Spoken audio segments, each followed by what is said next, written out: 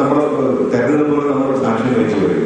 ഈ തെരഞ്ഞെടുപ്പുകളിൽ നമ്മുടെ ഓർമ്മ പുതുക്കാൻ വേണ്ടിയാണ് 1957 ആദ്യമായി തെരഞ്ഞെടുപ്പ് നടക്കുന്നത്.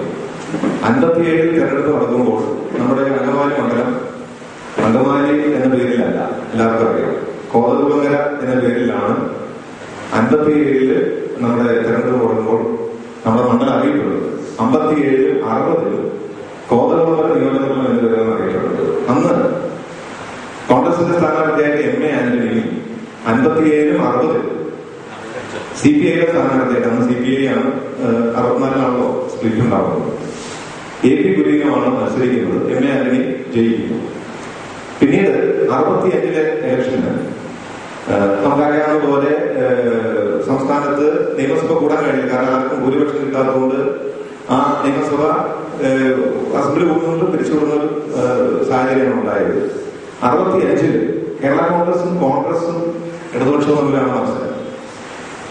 അന്ന് കേരള കോൺഗ്രസിന്റെ സ്ഥാനാർത്ഥിയായ ജോൺ പ്രാത്താടനും INCയുടെ ഇന്ത്യൻ നാഷണൽ കോൺഗ്രസിന്റെ സ്ഥാനാർത്ഥി ഗിരിവാസ് സരിക്കും, അതുപോലെ ഇൻഡിപെൻഡന്റ് ഇടതു പിന്തുണയോടുകൂടി മത്തായി മാനുവൽ, അങ്ങനെ മത്തായി മാനുവൽ ഇടതു പിന്തുണയോടുകൂടി. അങ്ങനെ ആ ഇലക്ഷനിൽ കേരള കോൺഗ്രസ് സ്ഥാനാർത്ഥിയാണ് ജയിക്കുന്നത്. പിന്നീട് 67 മുതൽ 80 വരെ AP കുര്യൻ ജയിക്കുന്നു.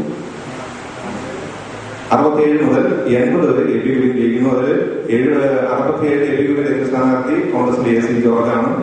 77 അടിയന്തരാവസ്ഥ കഴിഞ്ഞു 77 AP കുര്യൻ എതിർ സ്ഥാനാർത്ഥി PP തങ്കച്ചനാണ്. ഒരു നേരിയ ഭൂരിപക്ഷത്തിനാണെന്ന് AP കുര്യൻ ജയിക്കുന്നത്. 696 വോട്ട് ഭൂരിപക്ഷത്തിനാണ് 77 AP കുര്യൻ ജയിക്കുന്നത്. 80 അതുപോലെ ചെറിയൊരു ഭൂരിപക്ഷത്തിനാണ് AP കുര്യൻ ജയിക്കുന്നത്. 1806 വോട്ടിന്റെ.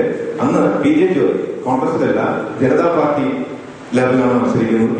PJ ജോയ് ആയിരുന്നു അന്ന് AP കുര്യനെതിരെ മത്സരിക്കുന്നത്.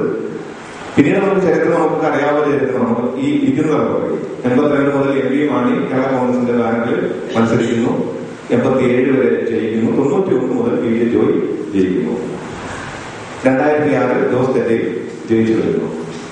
നമ്മൾ സാധാരണ ഈ അങ്കമാലി മണ്ഡലത്തെ ഒരു കോൺഗ്രസ് മണ്ഡലമായിട്ടാണ് സാധാരണ എല്ലാവരും ശക്തമായ ഒരു കോൺഗ്രസ് അടിത്തറയുള്ള മണ്ഡലമായിട്ടാണ്. പക്ഷെ നമ്മൾ കണക്കുകൾ നോക്കുമ്പോൾ ശക്തമായ കോൺഗ്രസ് അടിത്തറയുള്ള മണ്ഡലം എന്ന് നമുക്ക് ഭൂരിപക്ഷത്തിന്റെ അടിസ്ഥാനം പറയാൻ കഴിയില്ല. ഇപ്പൊ ചർച്ച ചെയ്തപ്പോൾ 10,000 വോട്ടിന് മുകളിൽ ഭൂരിപക്ഷം കിട്ടിയ 2 തെരഞ്ഞെടുപ്പുള്ളൂ. ഒന്ന് 2001 തെരഞ്ഞെടുപ്പ് BJ ബാബുവിനെതിരെ PJ മത്സരിച്ചപ്പോൾ 18,177.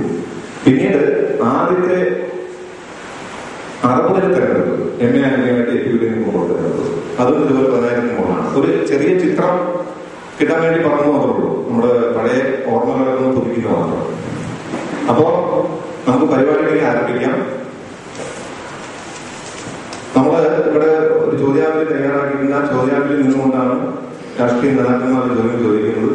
നിങ്ങൾക്ക് നിങ്ങളുടെ അഭിപ്രായങ്ങൾ ചോദിക്കാം. അത് ഒറ്റയ്ക്ക് ചോദിക്കാൻ ശ്രമിക്കുക.